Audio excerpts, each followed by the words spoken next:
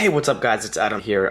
Doing a really quick little review. I'm not even gonna call this a review, it's more of just kind of overall thoughts on the Breitling Aerospace. Now this is the Aerospace Advantage. One of the reasons I'm not doing a full-on review of this thing is Bruce Williams, one of my favorite channels on YouTube actually, shout out to Bruce.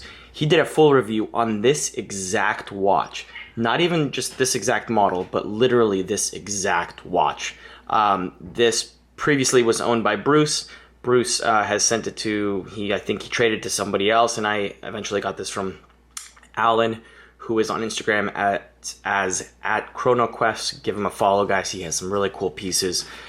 But anyway, I just wanted to give some of my thoughts. The reason I'm also not doing a full review on this is because I already did a high accuracy quartz video on the Longines. So if you guys have been following me over the last couple of months, I kind of mentioned how I went on a little bit of a luxury quartz kick. I tried out the Longines. I wasn't a huge fan of it. There was something that I didn't click with. I think the biggest reason is because it was a sort of like a dressy quartz. Now I picked this guy up just to sort of try out and review, and I have to say I love this thing way more than the quartz Grand Seiko and the quartz Longines that I had. Now Breitling is super famous for having their Ani-Digi display on the Aerospace, and just with their super quartz in general, because they have the, as many of you know, they have the Breitling Emergency and watches like that. This particular version, this is the Aerospace Advantage. I believe it ran from something like 2007 to, don't quote me on this, but 2013, 2014. And the Breitling Evo, the Breitling Evolution is the newest version that is out.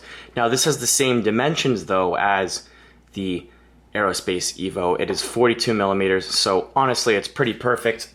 Go ahead and put this on really quickly for you guys so you can see. I have it off the bracelet right now. I just have it on a NATO strap because there are plenty of videos that show the Aerospace on a bracelet. So I figured it'd be kind of cool to show you guys this bad boy on a NATO strap. And I'm about to switch the camera in a second to some daylight settings where you'll see a Barton canvas strap that I put on this. It does have 22 millimeter lugs. Looks pretty cool on the NATO strap. And here you can see it on the Barton canvas strap. So as you can see on the canvas strap, it's really awesome. I really do love it. The actual bracelet that it comes with, now I don't have it on the bracelet right now, but this is the Breitling Pro 2 bracelet. I might get some flack for this, but this is more comfortable than any Oyster bracelet I've ever tried. I think it's because the links are so much smaller and they're sort of articulated, and there are way more links obviously, so you can get a little bit more of a comfortable fit on this bad boy. And part of the reason is probably also because it's titanium, so this entire watch is extremely light. So I think that's probably part of it, but I love the sort of angular look. As you can see, this bracelet's actually pretty well loved too. You can see all the scuffs, and that's one of the pitfalls of titanium as well, is that it does tend to scratch up and scuff up a little bit more easily. Now they come in a lot of different colors. I picked up this white one just because I'm a huge fan of white dials, but it is, I will say, I'm sure I'm gonna get some comments in this video. These black bars right here, the digital display bars, do kind of look like sensor bars. So, but yeah, it's a super cool watch, a lot of functions. My favorite thing on here is definitely the minute repeater.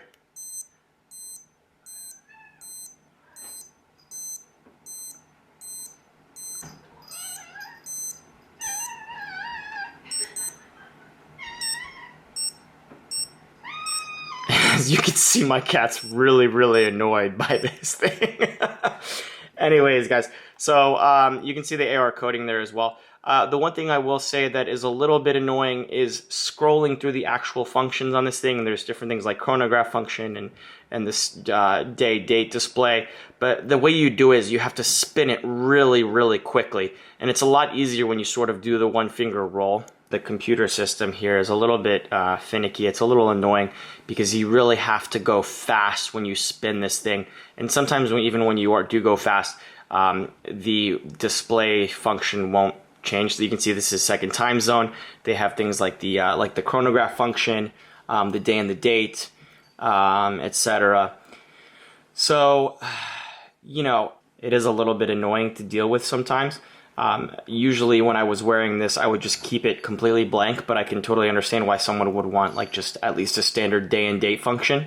And you can't see it in this light, but that backlight is activating.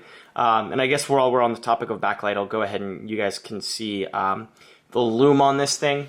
The lume is not very strong, but it does have the backlight function, which sort of nulls the need for lume to begin with anyway. So what is this? I mean, let's be real. This is basically owning a luxury G-Shock. One of the reasons I picked this up, I will say, is because when I was in South Africa earlier this year, I had my G-Shock. G-Shock was like basically the only watch that I took. And I absolutely love that thing. It was the multi-band 6 on a combi bracelet that I've had for months now. And although I love that watch, when I was going out to dinner, going to some places that were a little bit fancier, I do kind of wish that I had something that was a little bit more dressed up and not just this black on black watch, you know, and G-Shock at that. So I would say this is definitely the next step up from a G-Shock, especially if someone really, really appreciates sort of the accuracy of a quartz watch. And even the accuracy of like a radio controlled watch, because this is a super quartz, so it's not radio controlled, but it is accurate to 10 seconds a year. So I would say if you're someone that really loves a G-Shock, instead of paying $1,000 for those steel G-Shocks that they have out there, all those limited editions, I would say this is probably your next best bet, and you don't have to get this exact display. You can just get an all black dial, so it's going to look a little bit more formal and not just like a plain old quartz watch. You can pick these up for under $2,000, I think, used. And Breitling Aerospace have a pretty rich history over the last couple decades. I know on the forums and just from talking to people that people have Aerospaces from the 90s and they still work like a charm. So let me know what you guys think about the Breitling Aerospace. I know we've had some discussions already about high accuracy quartz in the past. But let me know what you think about the Aerospace, what you think about the Ani-Digi sort of layout, which Breitling is obviously very well known for.